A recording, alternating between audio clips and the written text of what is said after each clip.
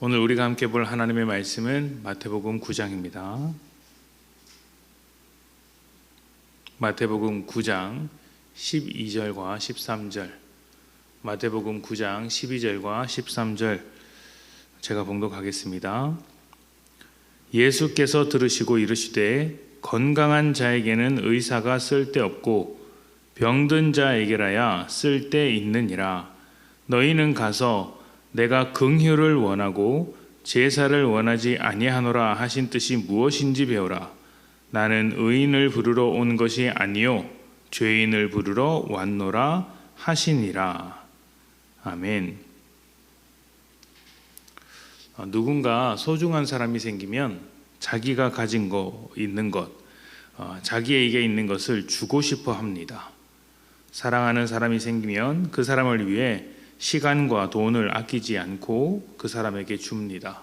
또 결혼을 하고 자녀가 생기면 가족을 위해, 자녀를 위해 아낌없이 주고자 하죠. 두 사람 중에서 누가 더 자신을 내어주는가를 가만히 보고 있으면 더 사랑하는 사람이 누구인지를 알 수 있습니다. 예수님께서 죄인들과 가까이 지내며 먹고 마실 때 그것을 지켜보던 바리새인들이 비난했습니다.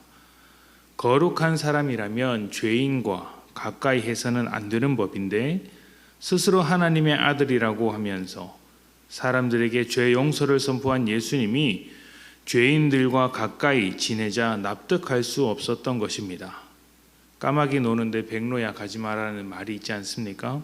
그런 말처럼 바리새인들의 생각도 그와 비슷한 것으로 보입니다. 거룩한 사람이라면 죄인과 함께 머물러서는 안 된다는 것이죠. 소위 말하면 죄가 묻는다, 부정탄다 이렇게 받아들였을 것입니다. 그러나 예수님은 그러한 생각이야말로 하나님의 생각과 다르다는 것을 말씀하십니다. 하나님은 긍휼을 원하시는 분이지 제사를 원하는 분은 아니기 때문입니다. 제사가 무엇인지를 한번 생각해 봅시다. 하나님은 왜 우리에게 제사라는 것을 요구하셨을까요? 하나님께 우리의 모든 것을 드려야 하기 때문에 제사가 생긴 것일까요? 그렇지는 않습니다. 제사는 우리의 죄를 씻기 위해서 하나님께서 주신 것입니다. 또 하나님께서 주신 은혜를 감사하기 위해서 우리에게 허락된 것입니다. 다시 말하면 죄를 짓지 않으면 드리지 않아도 되는 것이고 감사할 일이 없다면 안 해도 되는 것이라는 말이죠. 하나님의 일하심을 전제로 제사를 요구하고 있다는 것입니다. 제사에는 죄인을 향한 하나님의 긍휼이 담겨 있습니다. 죄로 인해 하나님과의 관계가 멀어질 때 그것을 회복하시고자 하시는 하나님의 긍휼, 그리고 하나님의 은혜와 사랑 없이는 살아갈 수 없는 사람에게 감사의 제목으로 다가오시는 긍휼인 것이죠.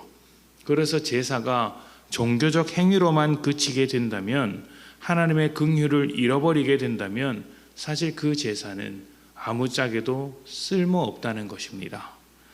이것은 예수님의 말씀일 뿐만 아니라 구약시대 처음부터 나타난 공통적인 말씀입니다. 구약에 보면 이스라엘이 긍휼을 잃어버리고 이웃을 착취할 때 하나님은 그들이 드리는 제사와 절기와 예배와 11조 이런 것들을 받는 것이 고통스러운 일이라고 하셨습니다. 또 신약에는 고린도 교회가 모여서 성찬할 때 가난한 자를 부끄럽게 한 일에 대하여 지적하는 말씀이 나옵니다. 요한 1서에는 형제를 사랑하지 않는 자, 형제에 대하여 긍휼하게 생각하지 않는 자는 하나님께 사랑한다고 말할 수 없다고도 했습니다. 이 모든 것이 같은 맥락의 말씀들이죠. 하나님은 우리가 드리는 모든 것을 기쁘게 받으시는 분이시지만 껍데기와 형식으로는 안 받으려고 하십니다.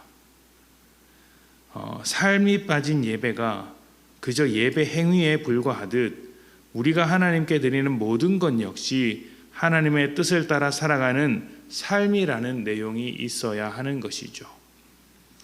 맨 처음 소중한 사람이 생기면 내가 가진 것을 주고 싶어 한다는 이야기를 드렸습니다. 하나님이 우리를 소중하게 여기셔서 은혜를 주셨고 자녀로 삼으시고 또 사랑과 구원을 주셨습니다. 지금도 변함이 없습니다. 하나님은 우리에게 많은 것을 주고 계십니다.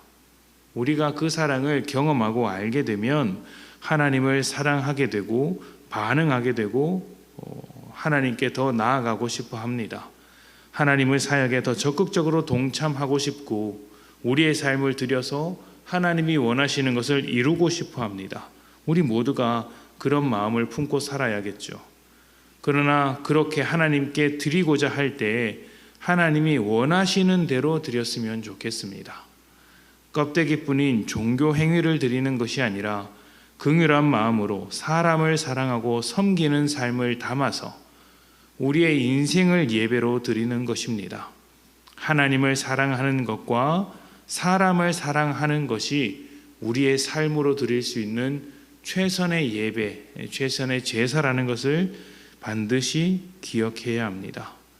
하나님을 사랑하기 위해 내 삶을 드리는 것, 사람을 사랑하기 위해 내 인생을 주는 것, 이것이 하나님께서 진정 바라시는 예배라는 것을 기억하여서 하나님의 마음을 따라 살아가시는 복된 여러분들이 되시기를 축복합니다. 함께 기도합시다.